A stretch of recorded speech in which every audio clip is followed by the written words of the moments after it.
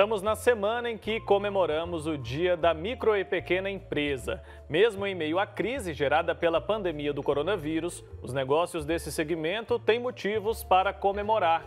O número de abertura de pequenas empresas bateu recorde no primeiro semestre de 2021 e foi o maior desde 2015, segundo o levantamento do Serviço Brasileiro de Apoio às Micro e Pequenas Empresas, o SEBRAE. Para falar sobre esse assunto, nós convidamos o analista do SEBRAE de Goiás, Gustavo Toledo. Gustavo, bom dia, seja muito bem-vindo ao nosso programa. Bom dia a todos. É um prazer estar aqui com vocês e falar um pouco sobre esse dia tão importante e sobre esse mês tão importante que é o mês da micro e pequena empresa. Pois é, fala um pouco mais para a gente sobre esses números. A gente vê, que apesar das dificuldades, mais empresas estão sendo abertas aqui no nosso país. Por que isso tem acontecido? Isso pode ser uma consequência do desemprego? Bom, também pode ser uma consequência do desemprego. A gente tem duas formas aí de avaliar como que a gente abre os pequenos negócios, ou por oportunidade ou por necessidade. Mas uma questão importante são os números que já foram gerados, né?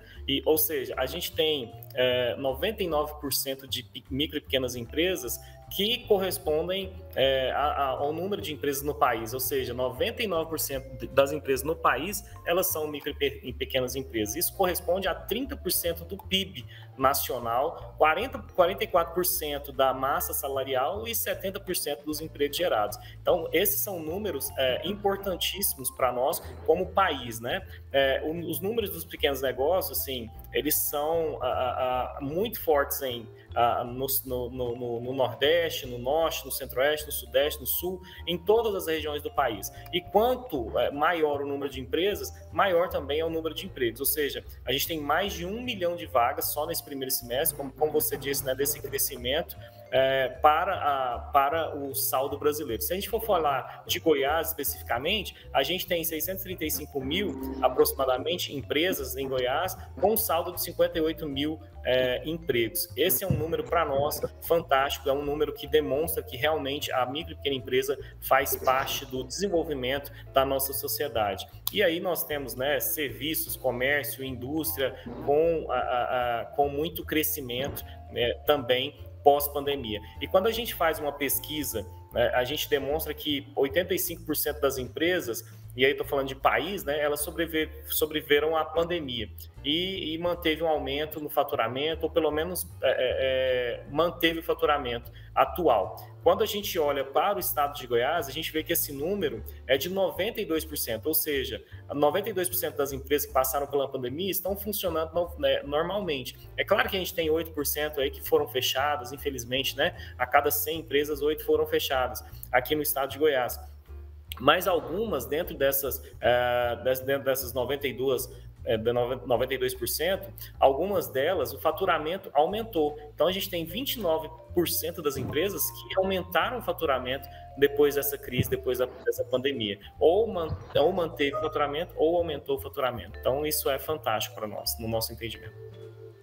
Que bacana, bom demais saber. Gustavo, bom dia para você. Eu queria que você explicasse melhor para a gente a diferença, se existe, entre micro e pequena empresa. Ou é a mesma coisa, o mesmo significado?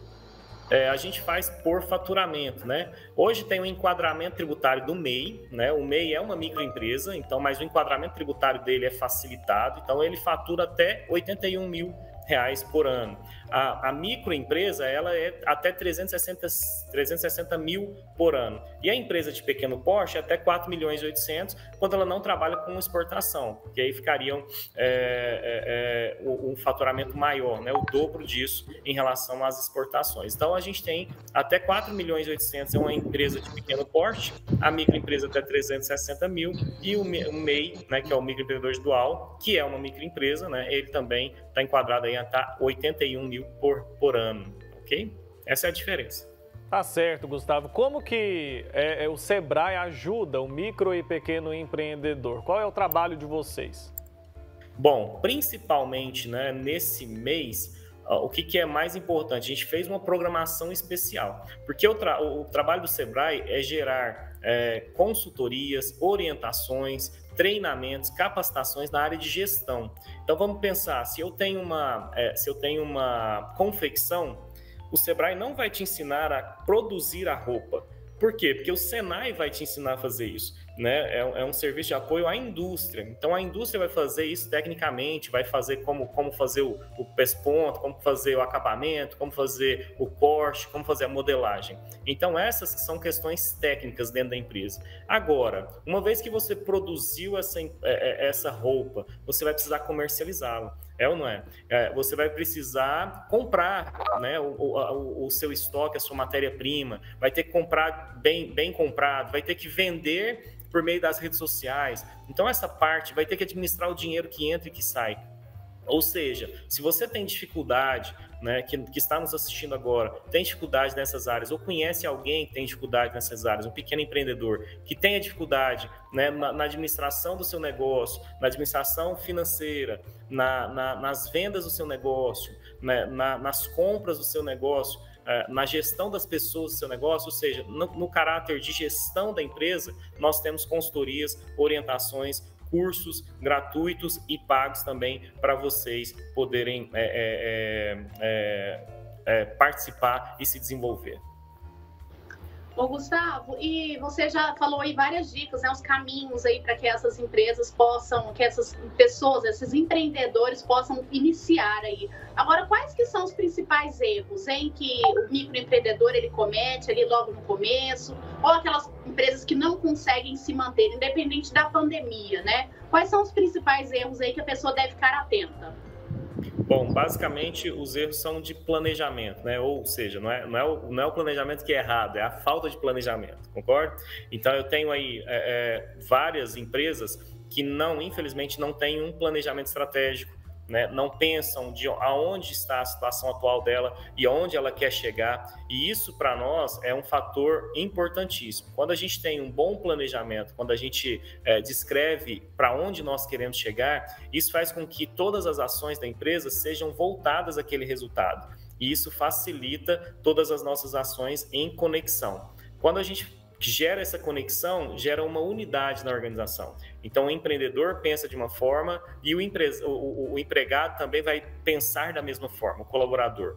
E esses movimentos vão ser levados a um resultado que é esperado pela empresa. E assim, estudando cenários, né, entendendo o cenário interno da empresa, entendendo o cenário externo da empresa, a gente vai tomar ações, vai tomar decisões que possam gerar o nosso desempenho, o nosso resultado que é esperado, né? Certo, então se a gente for dar uma dica para alguém que está pensando em empreender neste momento procure ajuda, procure uma orientação para fazer esse planejamento? Exatamente, busque uma das características do empreendedor, uma das 10 características que a gente levantou aí por meio de um trabalho de Dave McClelland lá há mais de 20 anos trabalhando com pessoas de sucesso, é que eles buscam informação. Então eles acessam, a maioria dos empreendedores acessam esse conhecimento, acessam especialistas quando eles não têm esse conhecimento, né? Então é importante que você vá ao Sebrae, é importante que você vá a outras instituições também que possam sim lhe auxiliar, tanto no planejamento quanto na gestão do seu pequeno negócio. E, sinceramente, né, não é porque a gente trabalha aqui, mas o Sebrae hoje é a empresa mais forte nesse sentido e mais preparada para poder atender a microempresa no país. Então, é um orgulho falar isso para vocês aqui também. Com certeza, é um serviço muito bem feito, né, com profissionais muito qualificados, Gustavo. Agora, conta pra gente, em relação a esse crescimento que a gente teve aí, tem algum segmento, algum ramo que se destacou, ou seja, as pessoas investiram mais em alguma determinada área depois da pandemia, não, que ainda estamos nela, né, mas depois desse quase 2 anos de pandemia? Na pandemia, a gente teve alguns segmentos que, de fato, se destacaram, né? Principalmente os segmentos de logística, né? Então, de entrega. A gente começou a ter uma mudança de comportamento dentro das empresas, dentro dos consumidores. Ou seja, eu tinha que ficar de máscara, eu tinha que ficar em lockdown, eu tinha que ficar dentro da minha casa. Então, eu precisava me alimentar. Então, eu precisava de alguém que trouxesse isso para minha casa. Logo, essa conexão entre empresas de logística, ela ficou muito mais forte, né? Então, a entrega, a busca, o frete ali, todos esses tipos de movimento. Agora, esse movimento veio de um movimento online também. Então, esse movimento online, ele resulta em quê? Ele resulta muito, né, na utilização dos seus computadores, nos provedores de internet, nas compras pela internet, então, nessa conexão como um todo. Então, todos os serviços que foram atingidos de alguma forma positivamente pela pandemia, eles demonstram essa competência de aumentar ou de ter mais volume de negócio. Esses dias não, no início da pandemia eu estava conversando com alguém que consertava impressora.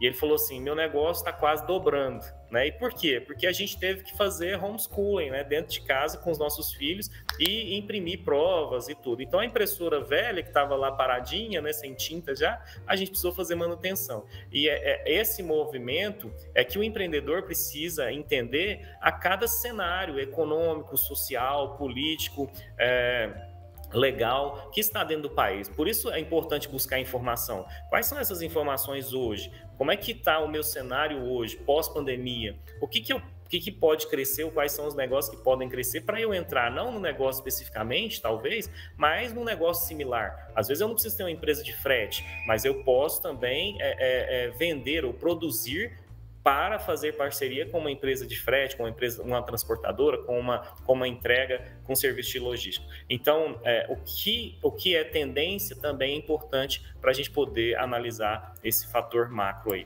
de mercado. Certo, Gustavo. Eu li uma notícia que diz que os pequenos negócios estão se recuperando da crise melhor do que as grandes empresas. Isso tem acontecido e por que isso acontece? Flexibilidade, né? A grande empresa, ela é um pouco mais processual, mais padronizada, ela vive de investidores, enfim, as decisões elas são tomadas com um pouco mais de processo, né?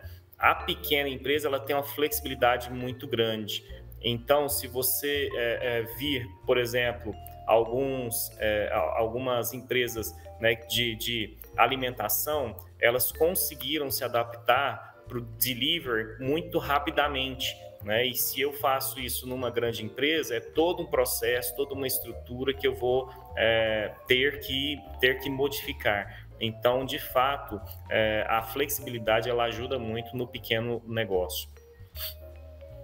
Gustavo, existem leis aí, ou uma lei que ela define aí as regras, enfim, tudo para as pequenas e microempresas? Existem leis específicas para esses empreendedores?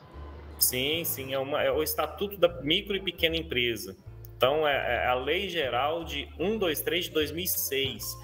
E aí depois ela vem com as suas alterações, né? Então, se você quiser buscar, empreendedor, quais são os seus direitos, qual que é importante a gente ressaltar que isso vem lá da Carta Magna, né? Ele vem da nossa Constituição Federal, que é atender, né, o diferenciado ali, diferencialmente, o nosso micro e pequeno empreendedor. Então, por decisão da nossa Constituição, foi criada aí em 2006 o Estatuto Geral da Micro e Pequena Empresa. E esse estatuto ele dá esses critérios legais para ser atendido como diferenciado. O MEI, quando ele tem um aspecto diferenciado de pagamento de tributos, de agilidade de abertura e de fechamento, tudo isso vem como resultado da Lei 123 de 2006, com também as atualizações que foram feitas ao longo do tempo.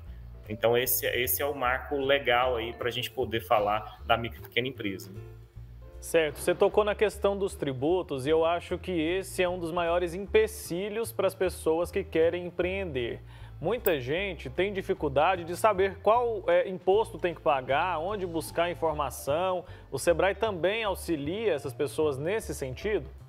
Sim, nós temos contadores, né, no nosso banco de credenciados, de fornecedores. Nós temos consultorias financeiras que vão auxiliar nesse processo também. A gente tem, por exemplo, eu estou na micro e pequena empresa, eu estou dentro do Simples, quanto que eu vou pagar de folha, né? Então, em torno de 23%, é isso mesmo?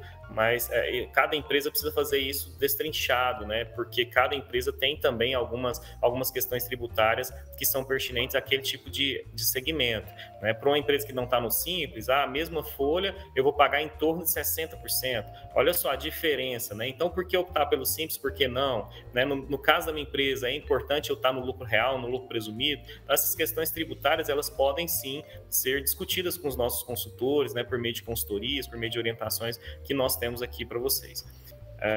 Bom, é isso também. Eu queria falar um pouquinho da nossa programação especial também para o mês de outubro, né? Se eu tiver esse prazo com vocês, eu queria divulgar aqui, né? Porque claro, são ações bem interessantes que a gente está tendo. Então a gente já teve, né, nessa pergunta que você fez agora sobre tributos, a gente fez uma parceria no dia 5, a gente já lançou esse programa, que é o programa Comece Certo, a parceria do Sebrae com a Junta Comercial, de modo que as empresas que foram abertas na Junta Comercial já têm também, um acesso à consultoria gratuita, à orientação que o Sebrae vai entrar em contato com essas empresas para auxiliar na abertura dos seus negócios. Então, a Junta Comercial está dando espaço ativo, né, de não só abrir o negócio e voltar as costas para o empresário, mas agora ele está abrindo o negócio e auxiliando junto com o Sebrae a ter perenidade nesse negócio. No dia 21/10, a gente vai ter o encontro com os prefeitos, né, que os prefeitos de Goiás, então, que é um movimento da cidade empreendedora.